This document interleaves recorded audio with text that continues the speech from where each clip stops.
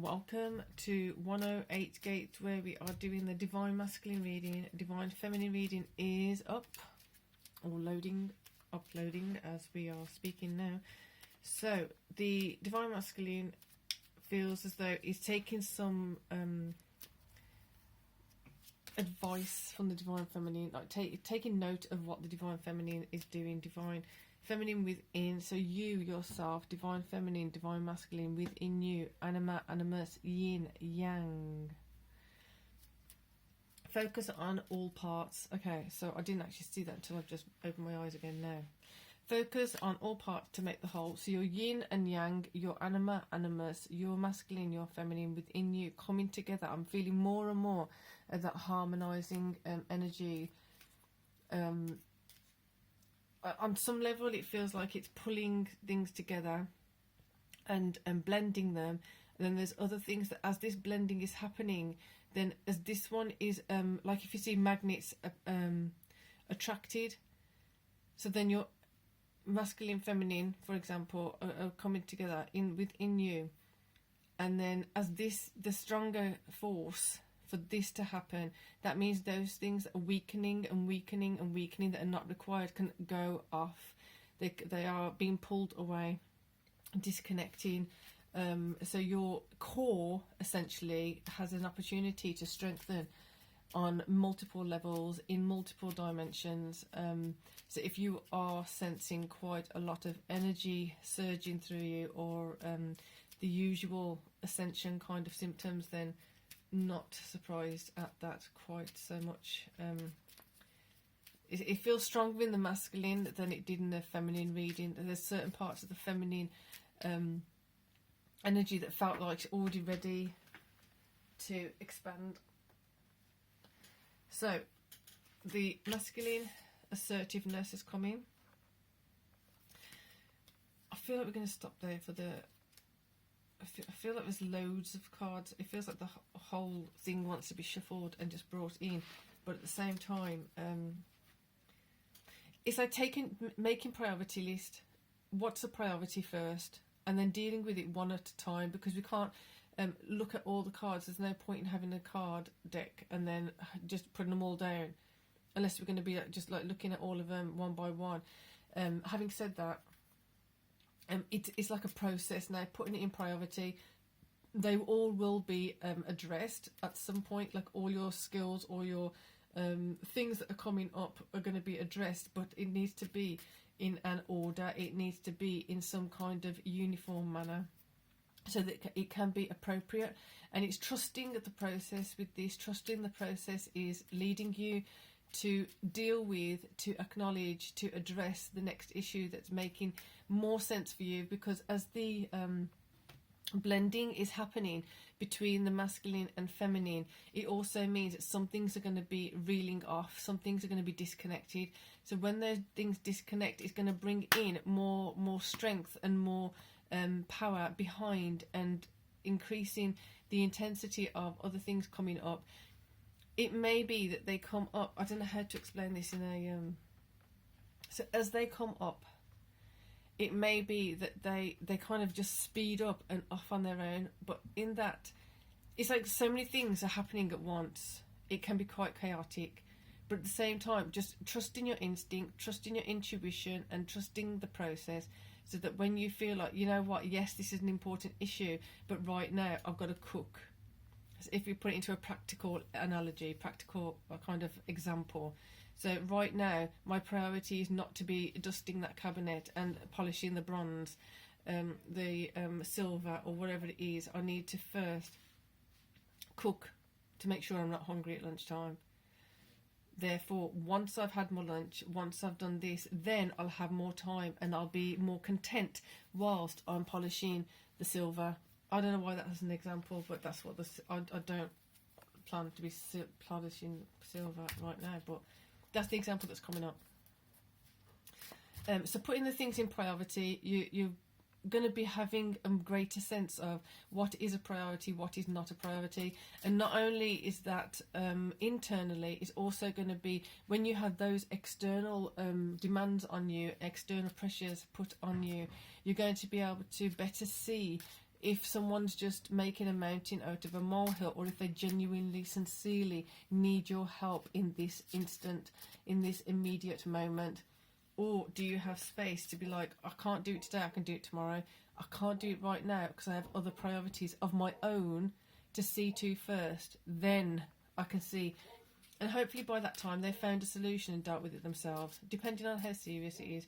This is what I'm saying, like the skill and the navigational process of, if someone came in before, it may have looked like something like someone saying, I need your help now, and you drop everything and just run to their rescue, and you get there and it's like, you couldn't open the jam jar and you made me feel like it was like an emergency. Are you serious?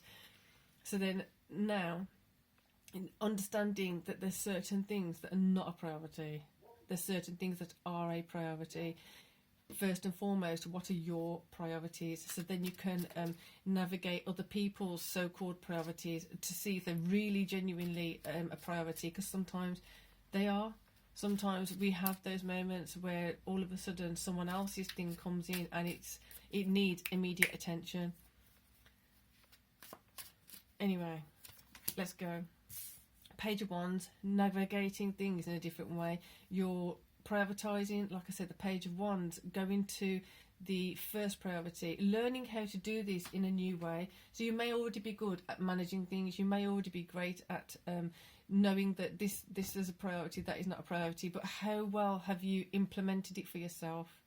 How well have you integrated this process for yourself, so that you don't just drop everything when someone comes in, or you don't just become emotionally stuck or unstabilised because someone else has said they need your help right now for this, that and the other, and then it just throws everything off.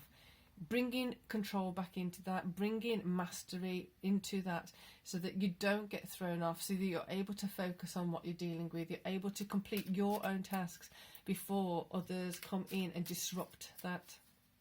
I feel like I'm talking really fast. And breathe. There you go, talking, communicating, the speed of things.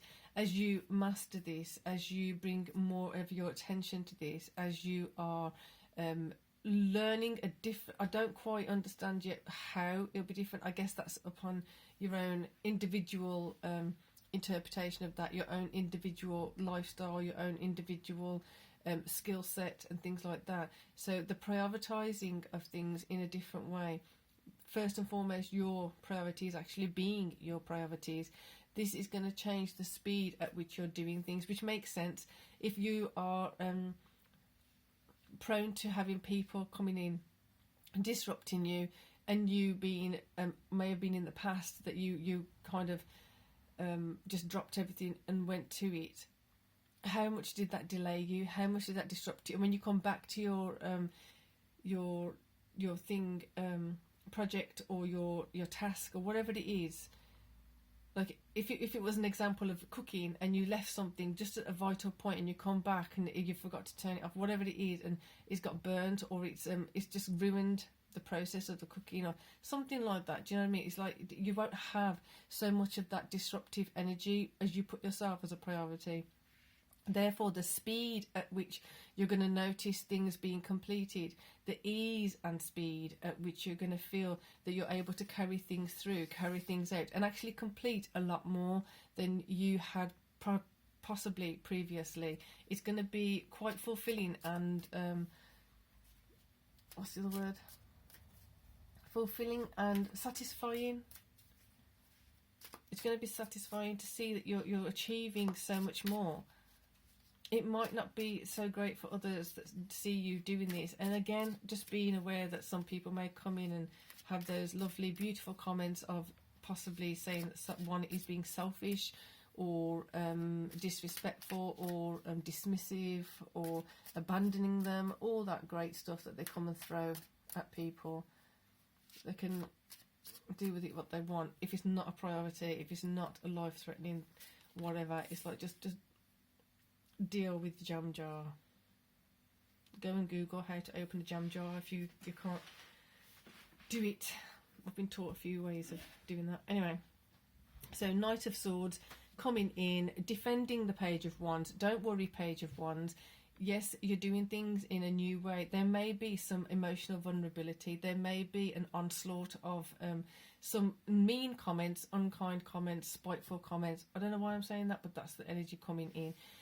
As that onslaught comes in of mean and unsavoury comments, the Knight of Wands is there to say, don't worry, you've protected, basically. You've got to take these first initial steps forward to stand your ground, to make sure that you achieve what you need to achieve, to make sure that you do what you need to do, because otherwise you're not going to progress and you're going to be carrying on in those old worn out patterns, in those old worn out ways. So looking at the cosmic mirror, what do you want? So letting the Page of Wands, keep focused on what you want. Keep focused on what you want to see. Keep focused on where you're heading. Keep focused on your priorities, and making sure that that is at the forefront of your mind, making sure that is at the forefront of how you're approaching things. People might try and knock it away. It doesn't matter. Just keep going, keep going. Like this now, it's like you've got two options: to either do things the way you did or to continue in a new direction. Interesting. So when I said continue in a new direction, some of you are already on that path of really making a conscious effort, a pre-conscious effort of going in a new direction, and really feeling committed to oneself to keep that going. You're feeling the benefits. You're feeling the rejuvenation happening. You're feeling the emotional well-being that you're getting from that. The satisfaction that you're feeling from that is like fuel in the positive fire, in the positive engine of yourself. I'm gonna get one more card, and I think we'll wrap up. There you go. Justice coming in. Feminine had justice coming too. So it's interesting that it's coming like this, and why they're all over there, I don't know. Let's move them up a bit so she can come in. Bring in justice, so that you know that you're doing this for a reason. You know you're doing it for your own well-being. You know, because you have to protect yourself, because if you don't, who else will? And those people who will come in and protect you, you're feeling stronger and more confident around that. You're feeling confident that when someone is saying that they're going to protect you the best they can, that they actually are doing it. See more evidence of that. Therefore, less and less conflict, more and more empowerment within self. I said that was last card, but we've got to have another one. Feeling it, feeling that decisiveness of that. This is feeling good. This is feeling like I'm feeling the benefit of it. I'm seeing the benefit of it. I'm seeing that things are shifting and changing. Not only have they shifted and changed within myself, but they're shifting and changing in my environment, in my periphery, in my emotional connection with others, letting certain things go. Not taking other people's snide comments, spitefulness, whatever it is, personal, as a personal criticism, just letting it go. And not only is it going to be going from now, it's going to be bringing up, possibly, again, what I was saying before, like that bringing up of something. So then there may be like a entourage of other thoughts coming up. I keep saying entourage, don't know why. There may be like a bombardment of past examples of when you allowed people to pull you off your path, or certain comments that came in. And there may be like snippets of those emotions. There may be intensity. There may be a few tears that need to be shed of the pain that's been repressed or suppressed. And it's like now having that safety zone that you're creating for yourself to allow them to come in and to be expressed, to be felt in a safe environment, knowing that you are able to shut the door when you need to, turn the phone off when you need to. You're creating your own cocoon, your own space, for you to feel safe, for you to feel that this is acceptable, this is not acceptable. Therefore, I'm no longer taking on other people's unacceptable behaviours, only doing what's good for me first. I am priority number one. I behave as I am priority number one. I feel it. I behave in that space. I now am my first priority. I am my first priority. From that, the empowerment, the inner power, the strength, the courage, the revitalisation, the well-being just improves. improves substantially. My words are literally like just, they're all trying to fly out so fast, and it's like it's not actually making sense sometimes. It feels though it's not. So I'm hoping it is making sense to you, because it matters.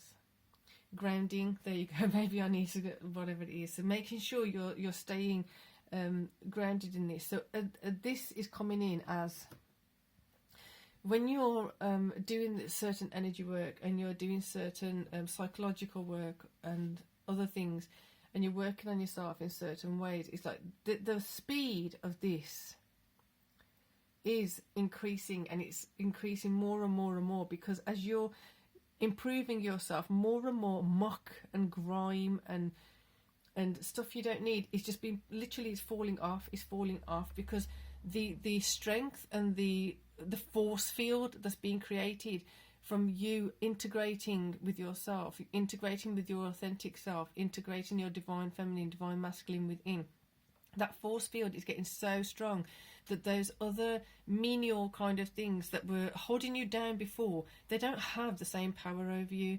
So the strength and the power and the speed at which you are progressing is going to be quite something. So then you've got the grounding coming in as well. So making sure that you are grounding, making sure that you're also staying conscious of where you are and what you're doing, and just checking in with yourself every so often of how you are progressing. So I'm just going to have a quick look at the astrological chart as of this reading. Hui.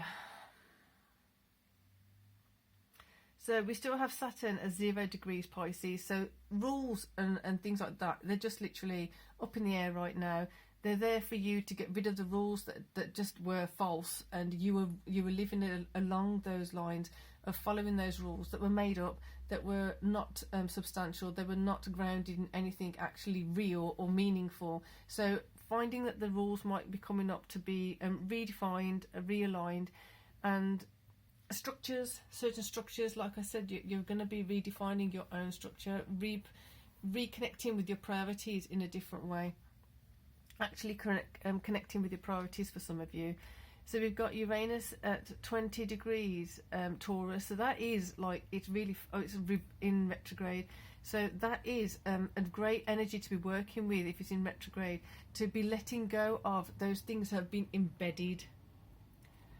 So as much as, yes, we want to ground, we also want to be, so you're planting new things, you're planting new flowers, you're planting new vegetables, metaphorically, energetically within yourself. But you also want to be clearing things that are not beneficial. Now, I'm not saying that we've trained to think that weeds are weeds and they're useless and this, that and the other. I don't necessarily agree that is the case. It's more to do with if you know that this is planted near this, it's going to benefit it. If this is planted near this, it's going to overshadow it. It's going to kind of neutralize this plant's ability to grow. Same as people, like this person with that person, they amplify each other's greatness, and they do amazing things. This person with that person, it totally is overshadowed, and they can't grow, they can't be their authentic self. So it's not about removing what is perceived as a weed, because we have a lot of natural gifts that are perceived as weeds because they're not whatever. That's a whole different conversation, but it's a matter of you placing yourself, organising yourself and your life and your things in a way that amplify, complement each other, cohabiting easily, evenly, with justice in mind, not allowing things near that are detrimental or hindering your growth. That's quite an intense energy. So Jupiter, 8 degrees retrograde. So all those things that are the negative things that are amplified, we can use this retrograde energy to just kind of like sift out more of this junk and muck. Neptune's retrograde still as well, 24 in Pisces. So all of the misunderstandings, all the rose-coloured glasses with sugar crystals on, creating this beautiful kaleidoscope, and we can't actually see the crap that's behind it. let it go. Let it go so you can see the truth of the matter, see the truth of what's going on. And interestingly, Chiron is also retrograde in Aries. Wow, 15 degrees. Wounds. Don't re-wound the healed wounds. Don't wound the healed wounds. Always feels weird to say. Don't wound the healed wounds. Let them be healed. Let them remain healed. See the patterns that come in that try to stab that healed wound, try and poke it or try and aggravate it again so it's weakened again. Don't. Protect those healed wounds so they can just be strengthening day by day, hour by hour, minute by minute. That healed wound is just getting stronger and stronger to the point of it's more and more healed back to its natural strength, back to its natural courage, back to its natural well-being, and more along the lines of that. Therefore, the thing that